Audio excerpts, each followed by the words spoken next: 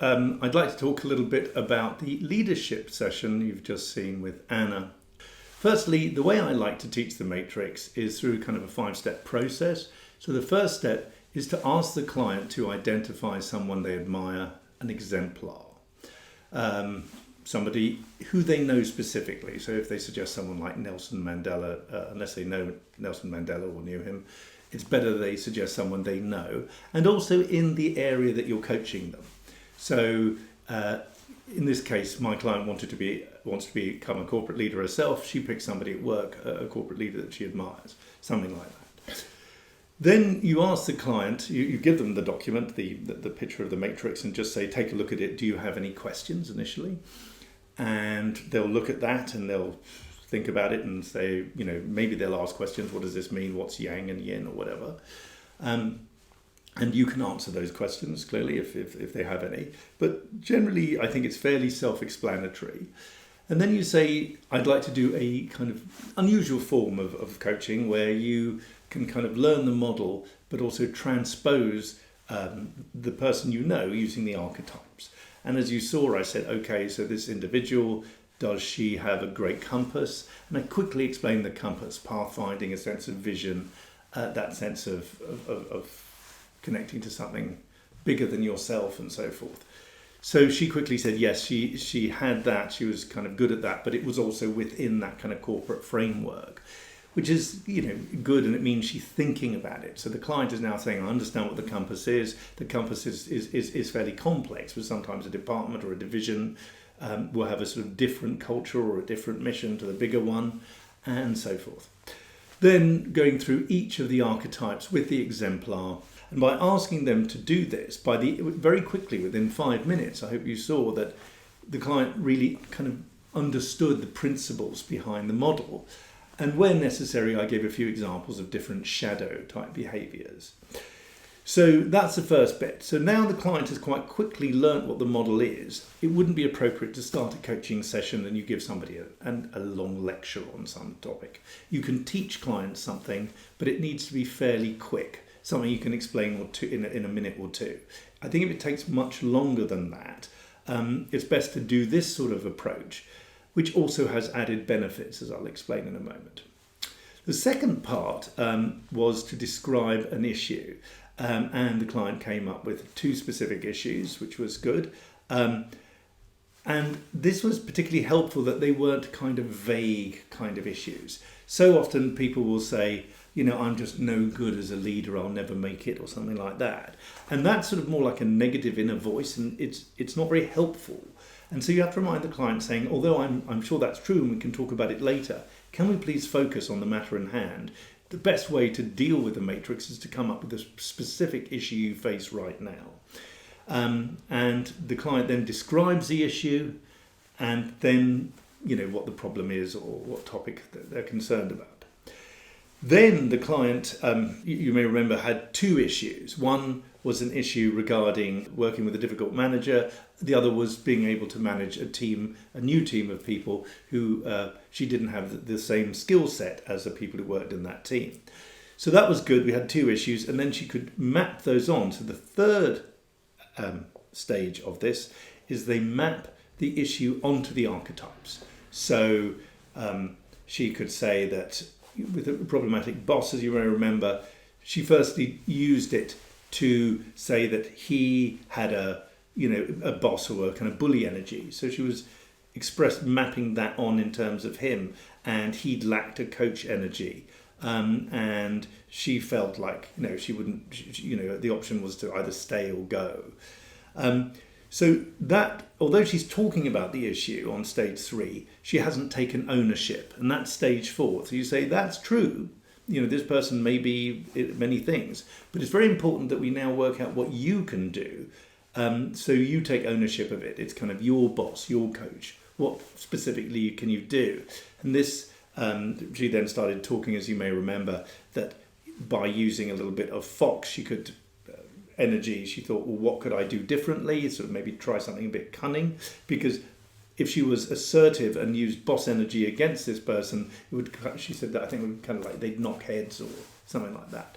So she said, okay, so maybe I need to be more cunning. What could I do? And then she thought, haha, the coach itself reminded her that she could use their company's in-house mentoring program to go to her manager's boss.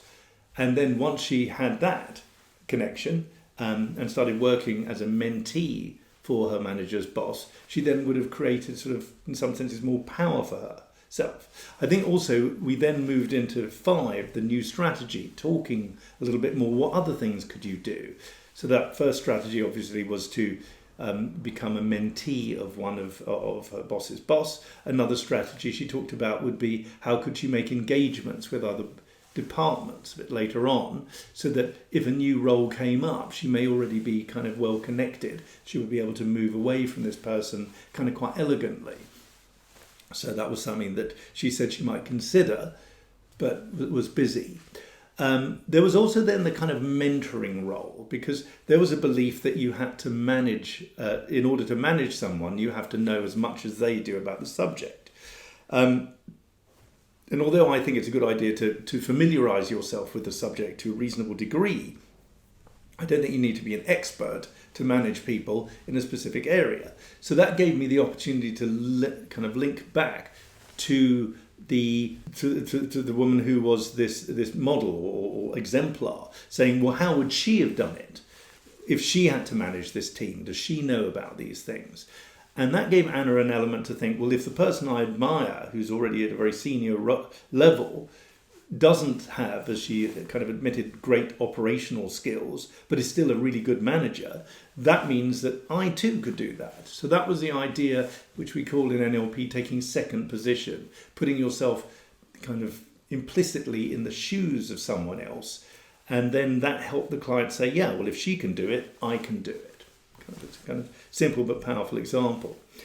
And I think then there was that kind of a little bit of kind of mentoring that took place as well, of pointing out to the client, which I hope was relatively subtle, that sales and marketing was an area that she hadn't, worked in. So if she wanted to sort of, it was sort of understandable that she was a little anxious with this sort of area of, creating being that friend or that fox, trying to create connections and pushing herself forward and stuff like that.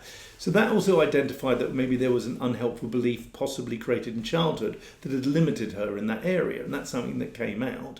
And that's something that we could look to work with, we will work with in the next coaching session in this program. There's also an interesting issue about, as we talked about it, I sensed the client kind of worked out for themselves to some degree, and it starts a sort of process of learning for themselves. This is an area, sales and marketing, that I need to get better at. And although I didn't want to sort of press the client in that area, I might recommend a book. One of my favourite books, which is, I know is terribly out of date, but I think it's still brilliant, is called How to Sell Anything to Anybody. A story about an American car salesman, Joe Girard, still available today. It's a great book on marketing as well as sales, and shows the amount of energy and effort you have to put into it. And one of the kind of reframes that I sometimes do is to say that in many ways, once you overcome the fear or discomfort of sales and marketing, it actually becomes very similar to a kind of process-driven thing like the architect. And then somebody who is in operations, once they kind of get that, yes, if it's not uncomfortable, it's actually a very similar process of kind of repeated actions. But rather than delivering a product, you kind of delivering a message or something like that. We talked also a little about the conductor, and I was really pleased to see the client understood that idea of moving into that conductor space. Firstly, it gave them that sense that they need to develop within themselves these kind of missing qualities and archetypes. But also there was a sense that I could build on this, and I would recommend you do, that when somebody is a corporate leader, it's also they're a conductor of these energies within an organization. So, for example, if a organization is aggressive and dog eat dog, that might be there's too much boss in the culture there. But that makes the organization ineffective, because people, if somebody calls up, let's say in a sales department, and the person can't take a commission or they're competing with somebody else, they would rather lose a customer for the client because they want to win themselves. There's so much kind of inner rivalry. So if you create, as a conductor, when you go into a business, if there's too much inner rivalry, it creates problems. That can be reward systems, culture, various things.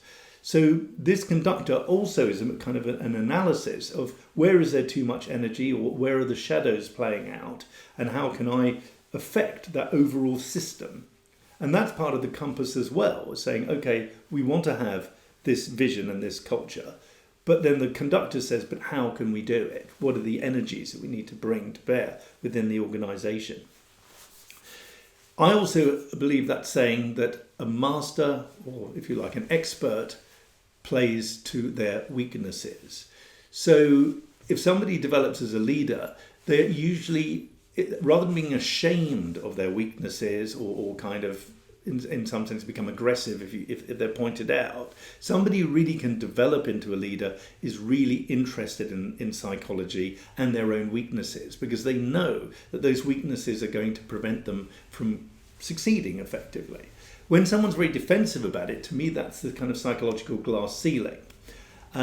So this also can be really helpful, that when a client gets it, yeah, this is a roadmap for my future development. This is a roadmap for how I am going to build myself into that leader. And then there is that shift of beliefs, which I think was so important, is moving out of that specialist mindset. So I think you saw the client moved into that conductor space, but I think that it will take a little bit of extra time and energy for them to really be able to be an effective leader, so they could lead sales and marketing, say, as effectively as they might be able to lead operations or finance. So in order to get that sort of greater enthusiasm and engagement, it is a need to go at that slightly above average at all these competencies, really try and raise your game and read in the areas that are outside of your main interest, so that you gain this kind of broader knowledge. Because I think, to me, that's my experience, is often I can almost summarize it as a sort of classic problem. Somebody starts work when they're, say, 20 or something like that, 25 after university or whatever. They then spend about 10 good years developing, becoming really an expert, very good at what they do. They may manage a small team of other experts. But then by their mid-30s, the organisation says this person has to either kind of move up or move out, because there are other people coming up that also need to be given opportunities. And that person then has said, actually, we don't want you to use your expertise anymore. We'd now like you to go into a more general management role. And so often I've heard people complain, now I spent 15 years developing a skill, I'm now really good at it, and they're telling me they don't want me to do it anymore.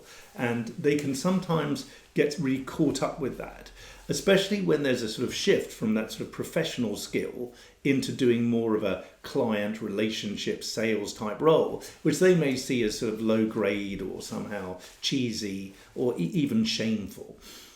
So having this opportunity to look at the model and say that these are really needed points to be able to change and shift, it is a kind of excellent way as showing, again, lifting that mirror up to say to that professional in their 30s, say, it is time to, you now need to make that next shift. Otherwise, your career will begin to stall. It could be difficult for you. I think that's the kind of other point. And it can create at this point what is called in NLP from the logical levels, the identity level problem.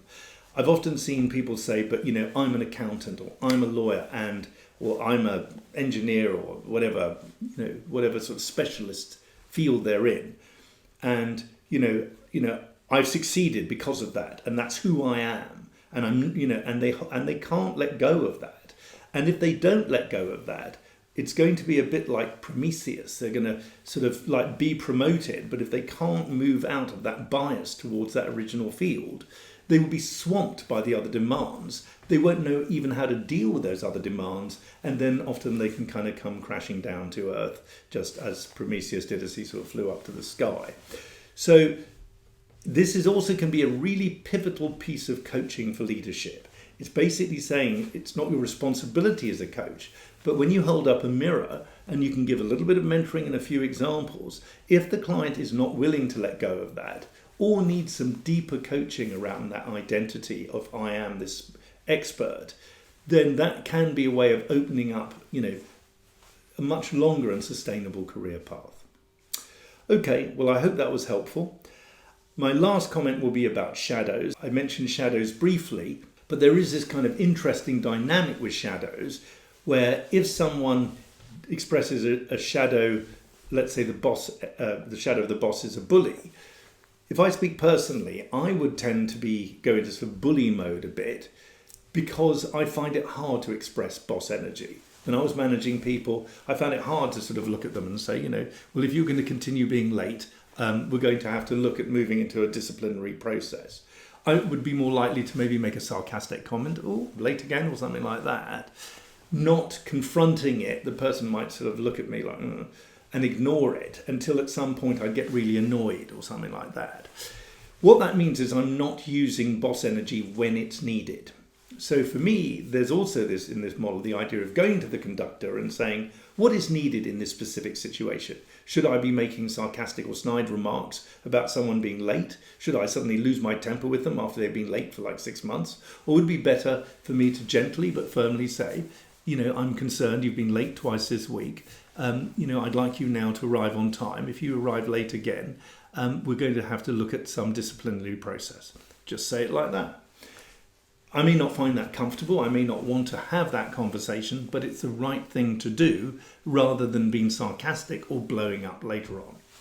Equally, if my character was such that I found that kind of coaching quality difficult, I might like somebody to come into my office when I was a manager and say to them, okay, do this, do that, do the other. And they're sitting there sort of looking unengaged or bored. And then they don't do what I've told them to do. And I become frustrated. I would be better, even if it's not my natural inclination, to encourage a coaching approach in that management. So somebody comes in and I'll say, what is the issue you face? And I spend a bit longer. I listen. I say, what steps could you take? And they tell me what steps. And then I might comment on some of those steps or ask them further questions. And they might say, well, that's a good point. And they come up with a little list and so forth. And then at the end of it, they are kind of motivated. And I would conclude by saying, it sounds like you've got an action plan here. Please would you email it to me? Because it's far better to, as they say, show, don't tell. If you tell somebody something, they may or may not do it. If they show you what they're going to do, they're much more likely to do it. Even if it takes more time, at the end it becomes more effective because also the people become more self-managing. They begin to do far more on their own. They take more responsibility, which frees up the time. And that is also another classic thing with kind of leadership coaching is people say, I'm overwhelmed, I can never trust anybody to do anything. And that's because they're not engaging properly in that kind of more sophisticated management process, which I call coaching or coaching energy in this case. And there are other ones. Sometimes people ignore that vision column. They're so kind of caught up in the detail that they don't see the sort of bigger picture. Maybe there's a problem in the culture in the team or something like that. So that's also a really kind of interesting piece. When you talk about the matrix, when people exclude a certain column, that's usually because some part of their personality they don't like to express. They find it shameful or annoying or whatever it may be. And you're saying that in order to be effective, you kind of point out to them which is a column that they habitually, or what are the squares they habitually ignore. And usually that's where they need to do the work. Great.